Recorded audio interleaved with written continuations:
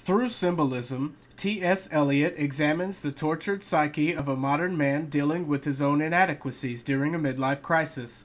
As he looms through the gloomy cityscape, pessimistically opining, the reader begins to feel some parallels with the narrator, and with the shared plight of modern society. Created on the heels of the Industrial Revolution, the love song of Alfred Prufrock often describes a broken city, and streets that follow like a tedious argument, and are half deserted. This lifeless portrayal actually symbolizes how the narrator sees the totality of his own life, depressing and devoid of meaning. The unnamed narrator and his unnamed listener, presumably the reader, aimlessly traverse the smoggy city like shadows in the backdrop of the evening skies.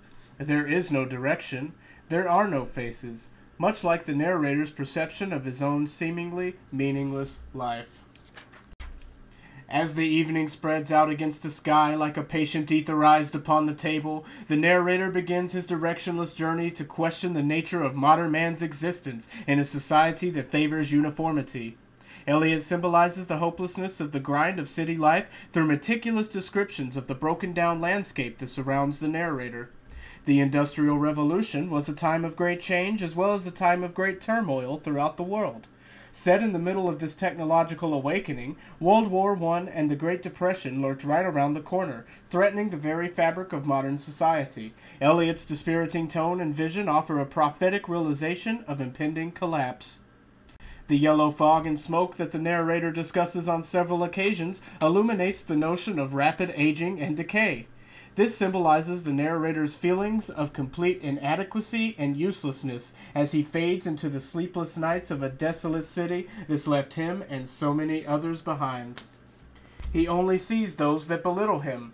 Trapped behind his self-created rain-soaked window pane of despair, the narrator can no longer see anything that is good.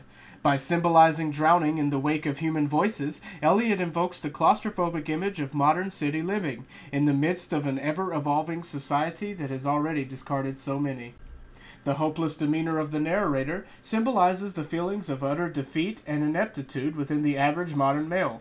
The stream of consciousness approach that the poem utilizes ensures that the reader is engrossed in the mind of a man whose sanity is rapidly slipping away, and who is lost in a maze of his own fears and insecurities.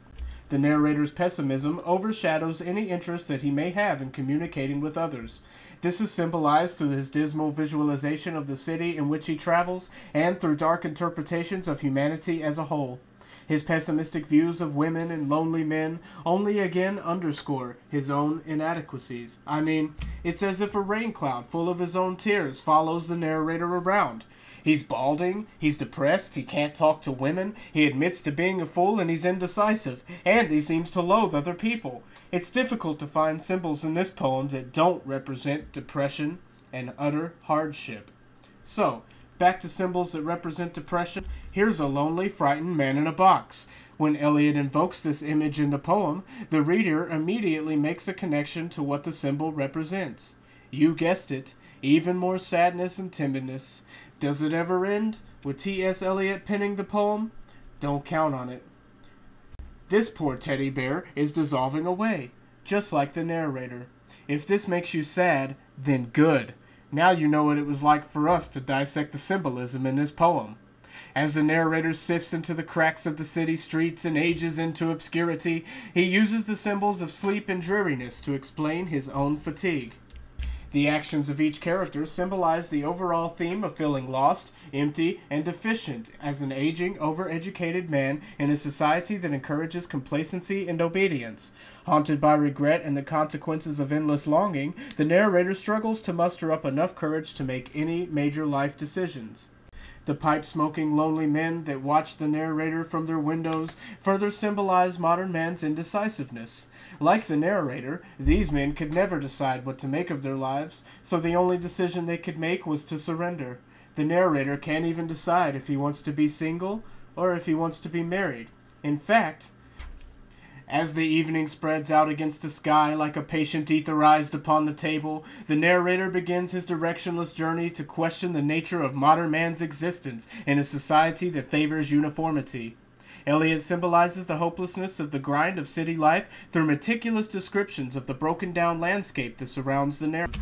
So, enslaved by the industrial society that he so detests, the narrator simply gives in to his own insecurities. Eliot betrays this defeat with so-called footmen that symbolize death, and even death snickers at the narrator, as if the universe is conspiring to watch him suffer through the endless monotony of life. Like this internet-surfing homeless man, the narrator is caught between being independent and being constrained by modern society.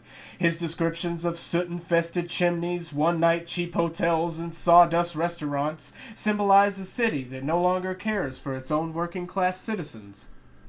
Now, this is Michelangelo, one of the greatest artists that ever lived. The few instances of situational symbolism in the poem represent the narrator's tentativeness towards approaching the opposite sex. The women discuss Michelangelo, a much more influential man than the narrator. This symbolizes the inadequacies of the disenfranchised modern man.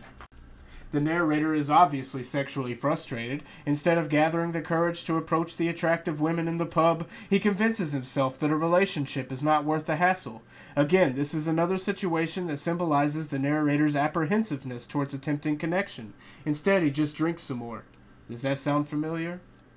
The narrator's pessimism overshadows any interest that he may have in communicating with others. This is symbolized through his dismal visualization of the city in which he travels and through dark interpretations of humanity as a whole. His pessimistic views of women and lonely men only again underscore his own inadequacies. I mean,